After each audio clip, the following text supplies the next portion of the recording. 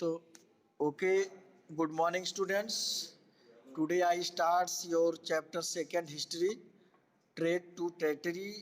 Topic expansion through direct military confrontation.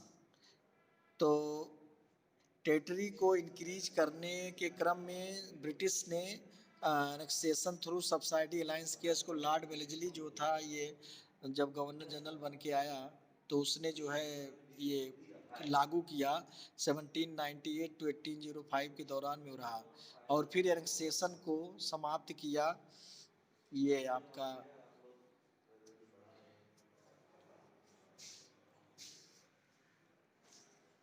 तो इसका हमने एडवांटेज और डिसएडवांटेज पढ़ लिया था. क्या डिसएडवांटेज था हमारे रूलर इंडियन के लिए और क्या एडवांटेज था ब्रिटिश के लिए इसका. तो expansion through direct military confrontation में the expansion of power of the company through direct military confrontation include a series of war. जैसे जो लोग सब्सिडी अलायंस के तहत ब्रिटिश की अधीनता एक तरह से नहीं स्वीकार की, या ब्रिटिश के रेजिडेंट को अपने स्टेट में रखना, या उनकी उनकी मिलिट्री उनके अंडर प्रोटेक्शन में अपने को नहीं किया, तो वहाँ इन लोगों ने वार करके उनसे जो है उनके अगेंस्ट कब्जा किया. तो Anglo Mysore war, Anglo Maratha war and Anglo Sikh and Anglo Afghan wars. तो Mysore, the company did not follow the system of subsidiary alliance with all Indian states. It resorted to direct war when its political and economic interests were threatened. क्या हुआ? Company did not follow the system of subsidiary alliance with all the Indian state. क्या कह रहा है कि सभी Indian state के साथ उसने जो सब्सिडी अलायंस का पॉलिसी था वो फॉलो नहीं किया. अपने पॉलिटिकल और इकोनॉमिक इंटरेस्ट को बढ़ाने के लिए उसने rise and expansion of Mysore under Hyder Ali along the company. तो कुछ चीज़ें थी जिसके वजह से इनको थ्रीटेंड भी पैदा, एक तरह से अंदर भय होने लगा. जैसे कि साउथ में हैदर अली का बढ़ना कंपनी के लिए एक अलार्म था, एक तरह से खतरे की घंटी थी. Resulting in 4 wars between 1767 to 1799. तो इतने मतलब 4 युद्ध हुआ मैसूर का अंग्रेजों के बीच में, 2 हैदर अली, 2 उसके बेटे टीपू सुल्तान के बीच में. इस तरह से जाकर के तब कब्जा हुआ इनका ब्रिटिश का. तो हम लोग first Anglo Mysore war. The first Anglo-Mysore War happened because Mysore controlled the trade on the Malabar coast. क्या हुआ? मैसूर ने मालाबार कोस्ट पे कोस्ट अपना कंट्रोल कर लिया उनके व्यापार पर. Since this spice trade was very lucrative for the EEIC, जिसके फलस्वरूप यहाँ से स्पाइस का व्यापार करना अंग्रेजों के लिए थोड़ा मुश्किल हो गया. They formed an alliance with the Nizam of Hyderabad, the Maratha and the Nawab of Carnatic. कौन? ब्रिटिश ने मैसूर पर अटैक करने के लिए गठबंधन बनाया. यही तो उनकी पॉलिसी थी, मिलाओ और फिर अगले को डिफीट करके राज करो, फिर अगले जो पावर बढ़ रही हो उनको डिफीट करो दूसरे को मिला करके. और इंडियन यही नहीं समझ पा रहे थे. तो हैदराबाद के निजाम, मराठा और कार्नेटिक को मिला करके मैसूर पर आक्रमण करने की योजना बनाया गया. क्योंकि उस समय सब लोग मैसूर से खतरे में थे, डर रहे थे उसके एक्सपेंशन से, हैदर अली से. In turn brought the Nizam and the Maratha to his side by promising territorial gain. Maratha और निजाम को अपनी तरफ इस मिलाया, उसने कहा कि आपको हम जो जीतेंगे उसमें से हिस्सेदारी देंगे, टेरिटोरियल गेन होगा आपका. He attacked Arcot and reached Madras. At the end of the First Anglo-Mysore War, Hyder Ali forced to EIC to sign the treaty of Madras. तो ये जो बैटल हुआ, एक तरह से वार हुआ, उसको फर्स्ट एंग्लो मैसूर वार कहा गया। और हैदर अली उसमें एक तरह से हावी रहा, भारी रहा, और EIC को संधि करने पर मजबूर होना पड़ा 1769 में, by which the British and Hyder Ali agreed to help each other. और उस संधि में क्या हुआ कि हम एक दूसरे की मदद करेंगे, और बिना किसी रीजन के या थर्ड पार्टी कोई अटैक करेगा तो उसमें हम एक दूसरे का सहयोग करेंगे, और बिना किसी रीजन के आपसी टेरिटरी में कोई कब्जा नहीं होगा। Second Anglo Mysore war, the British violated the treaty. British लोग तो कभी अपने पॉलिसी पर नहीं रहे, अपने रूल पर नहीं रहे। उन लोगों ने 1769 में जो संधि हुई थी उसका उल्लंघन किया, violated, and did not help Hyder Ali when the Maratha attack Mysore in 1771 में। जब मराठों ने मैसूर पर आक्रमण किया तो ब्रिटिश ने उसकी मदद नहीं की। English also attempt to capture Mahe which was under Hyder Ali jurisdiction. और ब्रिटिश मतलब EIC ने माहे पर कब्जा कर लिया जो कि हैदर अली के क्षेत्र में आता था। जुरिडिक्शन मतलब geological area. Hyder died during this war but his son Tipu continued to it. फिलहाल उस युद्ध में हैदर अली की मृत्यु हो गई और उसका बेटा लगातार इसको आगे बढ़ाता रहा। Second Anglo Mysore war finally ended with the treaty of Mangalore. Mangalore की संधि के साथ ये समाप्त हुआ है 1784 में, with the British and Mysore agreeing to respect each other territories. पुनः जो है मैसूर और ब्रिटिश लोग एक दूसरे की टेरिटरी का सम्मान करने के लिए सहमत हुए। लेकिन इंडियन इस बात को समझ नहीं पा रहे थे, उनकी पॉलिसी बार बार वो संधि करते थे और फिर अपनी संधि को तोड़ते थे। The third Anglo Mysore war under Tipu, Mysore control the fortified trade of the Malabar coast where the company purchased pepper and cardamom. क्या किया, मालाबार कोस्ट से जो व्यापार होता था उसको फोर्टिफाइड मतलब प्रॉफिटेबल ट्रेड, मतलब जहाँ पे कंपनी जो है पीपर मतलब काली मिर्च और कार्डमम, ये इलायची, इन सब का जो व्यापार वहाँ से होती थी लाभदायक, उस पर कंट्रोल कर लिया उसने। 1785 Tipu stop the exports of sandalwood, उसने रोक लगा दिया निर्यात पर चंदन के लकड़ी, pepper and cardamom, and disallow local merchant to trade with company. उसने स्थानीय व्यापारियों को, स्थानीय मर्चेंटों को कंपनी के साथ व्यापार करने पे रोक लगा दिया। He established a close relationship with the French, और फ्रेंच की तरफ उसने हाथ बढ़ाया in India, and modernise his army with their help, उनकी मदद से उसने अपनी आर्मी को मॉडर्नाइज किया।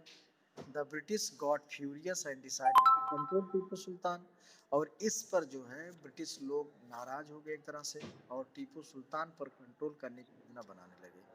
तो इस तरह से थर्ड एंग्लो मैसूर वार हुआ और उसका treaty, Tipu was defeated and under the treaty of Srirangapatnam, Tipu हारा। श्रीरंगपट्टनम उसकी राजधानी थी मैसूर की। 1792 में to had give away a large part of his kingdom, जिसके फलस्वरूप अपने राज्य का काफ़ी हिस्सा देना पड़ा अंग्रेजों को, मतलब टीपू ने दिया। He also had to pay a huge fine and send two of his sons as hostage to the British. Fine के रूप में, टैक्स के रूप में पैसा भी देना पड़ा, और अपने दोनों बेटों को ब्रिटिश के अभिरक्षा में भेजना पड़ा। एक तरह से होता नहीं, लोग जैसे कैप्चर, अपहरण कर लिए लड़के का और आपसे फिरौती मांगे कि आप इतना लाख दो तभी हम आपके बेटे को देंगे। तो एक ये भी था कि बेटों की जान खतरे में है, इसलिए और मजबूरन टीपू को बात माननी पड़ी। नेक्स्ट पेज पर fourth Anglo Mysore war, the Lord Wellesley, the British governor general asked Tipu to accept a subsidiary alliance. क्या कहा, लॉर्ड वेलेजली था उस समय, उसने टीपू से सब्सिडी अलायंस को स्वीकार करने के लिए कहा। व्हेन ही रिफ्यूज, जब मना किया, a war was declared in 1798। Tipu died fighting at Srirangapatnam. Tipu जो है अपने श्रीरंगपट्टनम की किला की गेट पर लड़ते लड़ते वीरगति को प्राप्त हुआ। British annexed most of his conquest and handed them over to the Nizam of Hyderabad. क्या किया उसने? उसके ज़्यादातर टेरिटरी को जीत करके कुछ एरिया निजाम ऑफ हैदराबाद को दे दिया। The remaining kingdom was placed under to care of an old ruling family, the Odiars, who accepted the subsidiary alliance। एक पुरानी रूलिंग फैमिली मतलब राजसी परिवार को दे दिया जो उसकी उस सब्सिडी अलायंस को स्वीकार किया।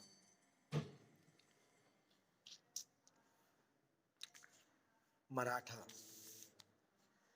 From the late 18th century, the company also tried to curb the power of the Maratha। Company ने मराठाओं के उसे मराठा अपने पावर को रेज कर रहे थे, उनको दबाने का प्रयास किया। Maratha recovering from the third battle of Panipat.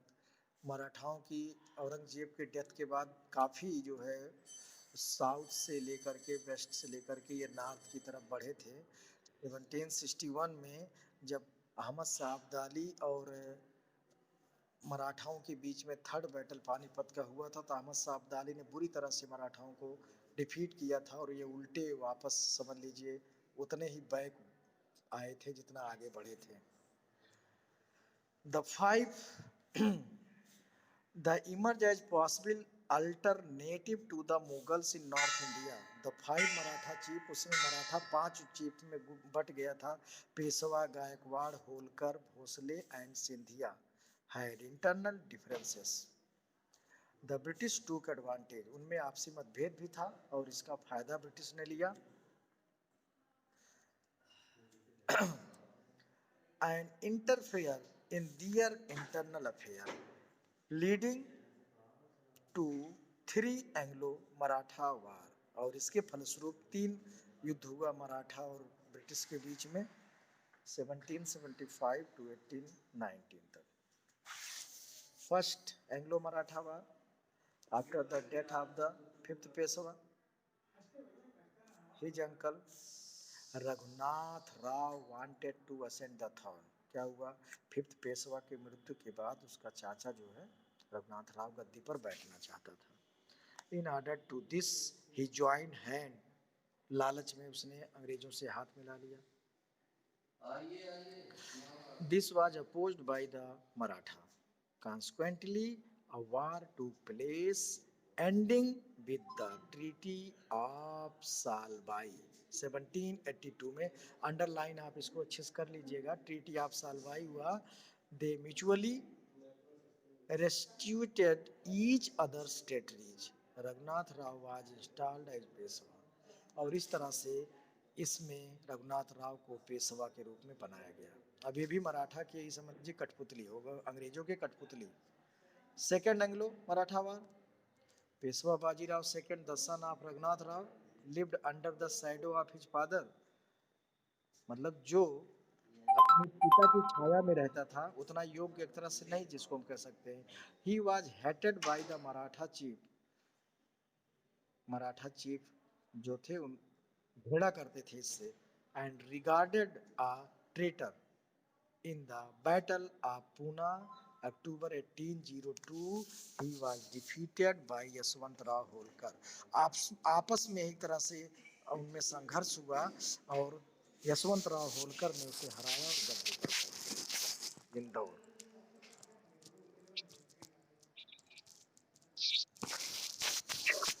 The Peshwa fled to the British. और इस तरह से पेशवा जो है ब्रिटिश के प्रोटेक्शन में भागा और ट्रीटी ऑफ बसाइन हुआ। याद रखिएगा ये सब ट्रीटी डेट जितने अंडरलाइन जरूर करते रहिएगा आप, ईयर सब ऐसे जैसे हम कर रहे हैं अभी। तो क्या हुआ? He seized territory for the maintenance of his subsidiary force and agreed to cooperate. और इस तरह से जो है ये भी जो है मराठा भी सब्सिडी अलायंस के तहत आ गया forced and agreed to cooperate with no other power. मतलब इस बात पे सहमत हुए कि हम और किसी का सहारा नहीं लेंगे, किसी और अदर शक्ति के साथ नहीं आएंगे, आप ही के साथ। The Scindias and Bhosle were also defeated by British 1803। Raghoji Bhosle second of Nagpur and Daulat Rao Scindia Gwalior signed a treaty with British. ये लोग भी हारने के बाद ट्रीटी मतलब संधि पर समझौता किए।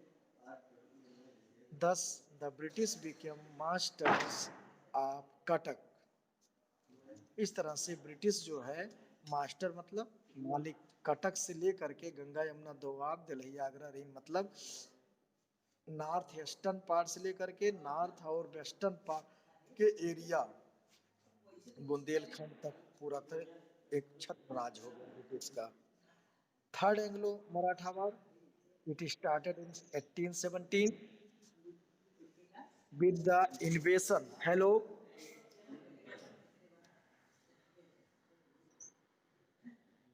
हेलो, बातें समझ में आ, आवाज सब क्लियर हो रहा है ना, सुनाई दे रहा, समझ में आ रहा है ना सबको? हाँ, ये पॉइंट जरूर आप बुक ओपन करके जरूर बैठिएगा और उस पर अंडरलाइन करते रहिएगा जिससे सारी बातें पुनः समझ में आ जाए। वैसे ही इसकी पुरानी वीडियो भी है यूट्यूब पर और पुनः आज पुनः भेज देंगे फोर्थ पार्ट इसका, क्योंकि शायद आज ये ना समाप्त हो पाए, तभी एक पार्ट और चलेगा। उसी पार्ट में इसका क्वेश्चन आंसर भी होगा। क्वेश्चन आप लोग रेडी रखेंगे, उस दिन की तरह पुनः पूछूंगा। तो चलिए, हाँ, the stated purpose of this attack was to take action against the पिंडारीज। पिंडारीज लोग थे मतलब एक तरह से लुटेरे वर्ग जिसको हम कह सकते हैं, पिंडारियों का दमन जिसको कहते हैं पिंडारी, ये रॉबर्स ग्रुप था, समझे ना, band of robber from central India. तो एक तरह से ये जो आर्मी मतलब सेना में से निकाले गए सैनिक लोग थे जिनके पास कोई काम नहीं था, जॉब इनका ले लिया गया था, तो ये लोग एक तरह से लूटमार अटैक का काम करते थे। तो पिंडारियों के दमन के लिए the Peshwa supported by the Bhonsle and Holkar ruler rose up against the British. क्या हुआ, पेशवा को भोसले और होलकर का सपोर्ट मिला और ब्रिटिश के अगेंस्ट ये हुए। Series of defeat broke up the Maratha empire and ended Maratha independence. इस तरह से कई बार ऐसा युद्ध हुआ और अंत में मराठाओं का इंडिपेंडेंस आज़ादी खो गया। The Peshwa was defeated and forced to flee. Peshwa की हार हुई और उसको मजबूरन भागना पड़ा। Once captured he was placed on a small state. एक बार पकड़ा भी गया और उसको एक छोटे से स्टेट में एज द पेंशन मतलब कि आपको पेंशन दी जाएगी।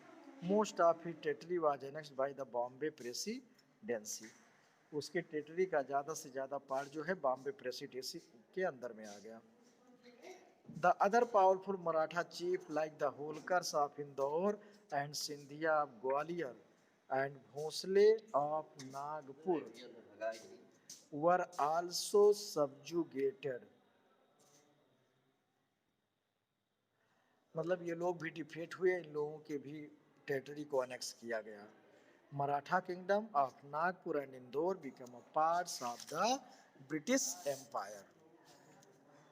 After the end of the third Anglo Maratha war India 1819 में Maratha power ended and the company control the. और इस तरह से लास्ट में जो है मराठा का पूरी तरह से पावर एंड हो गया और कंपनी का राज हो गया।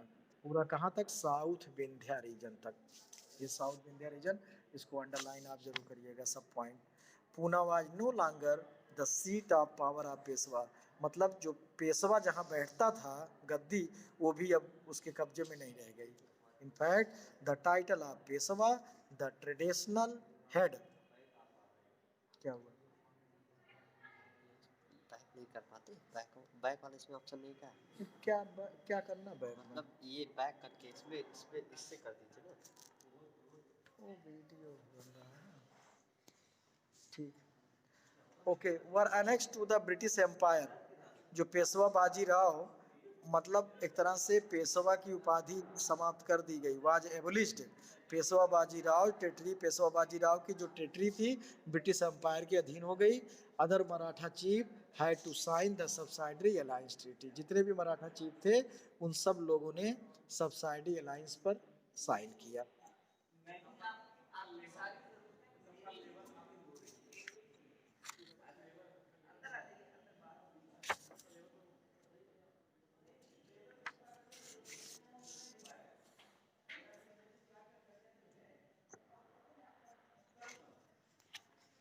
द एंग्लो सिख वार अगला हेडिंग है।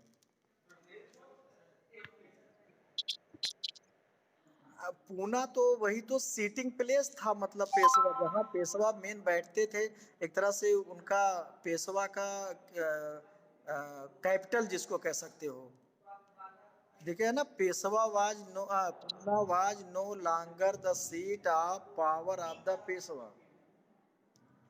तो एंग्लो सिख वार में the death of Maratha Maharaja Ranjit Singh, देखिए यहाँ पर भी है, छोटा सा एक पार्ट है केवल एंग्लो सिख वार में। महाराजा रणजीत सिंह के मृत्यु के बाद, महाराजा रणजीत सिंह जब तक थे तब तक वो इंडिपेंडेंट थे एक तरह से। Punjab 1839 was followed by a period of instability. लगातार जो है काफी वर्षों, कई सालों तक इंस्टेबिलिटी, अस्थायित्व, मतलब कोई सही रूलर नहीं था। ऑफ विच द ब्रिटिश टूक, जिसका फायदा ब्रिटिश ने लिया। First Anglo Sikh war broke out when the Sikh army tried to cross the Sutlej. क्या हुआ? पहला जो सिख वार हुआ था, सतलुज को पार करके लाहौर पे ऑक्युपाई किया। British defeated them. Treaty of Lahore, Lahore की संधि हुई,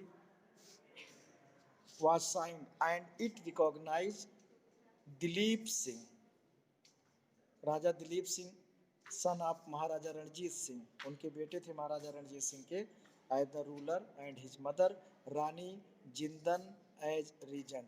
मतलब उनको राजा बनाया गया और रानी जिंदन जो थी उनकी पत्नी महाराजा रणजीत सिंह की एक तरह से रीजेंट, मतलब उनके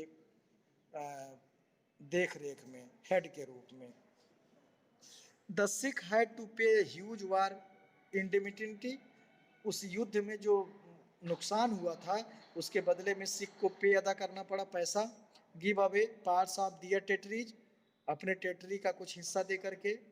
when the British accused Rani Jindan of anti British, और जब ब्रिटिश लोगों ने रानी जिंदन पर ये आरोप लगाया कि एंटी ब्रिटिश एक्टिविटीज में, ब्रिटिश के खिलाफ षड्यंत्र रचने में, and removed her from power, उन्हें उस पावर से हटा दिया गया। द एंटायर सिख स्टेट रिवोल्टर, और इस तरह से पूरे सिख लोगों ने रिवोल्ट किया। Lord Dalhousie declared war on the Sikh. उस समय लॉर्ड डलहौजी गवर्नर जनरल बन चुके थे और उन्होंने सिखों के अगेंस्ट में वार घोषित कर दिया। 1849 they were defeated and the British annexed Punjab. उनकी हार हुई और ब्रिटिश पर पंजाब का कब्जा हो गया। तो आज की क्लास इतना ही बेटा, आज की क्लास इतना ही। कल की क्लास में, कल की क्लास में लास्ट हो जाएगा। हाँ बोलो बेटा।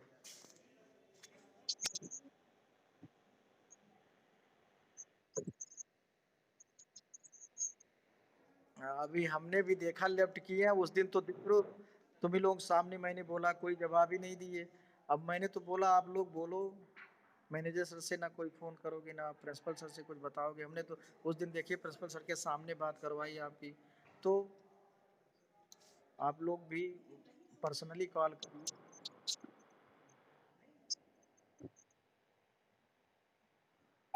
वो तो ठीक है, उसको सेंड कर दीजिए, सब पता भी है, इसलिए तो हमने उस दिन देखिए तुम्हारे सामने प्रिंसिपल सर से बात कराया कि कौन कौन क्लास कैसे चल रही है, देख रहे हैं, बात भी हुआ, लेकिन अब क्या किया जाए, सब लोग पैसे के लिए। ओहो, ग्रुप लेफ्ट नहीं मतलब है किसी कारण से हुआ हो तो हाँ ही है, स्कूल में आ ही रहे हैं, लेकिन सब टीचर भी सब परेशान है पैसे के चक्कर में, वही बातचीत लोग कर रहे हैं अपना, पैसा फीस जमा नहीं कोई कर रहा, समस्या ये है। हैं? हेलो, हिंदी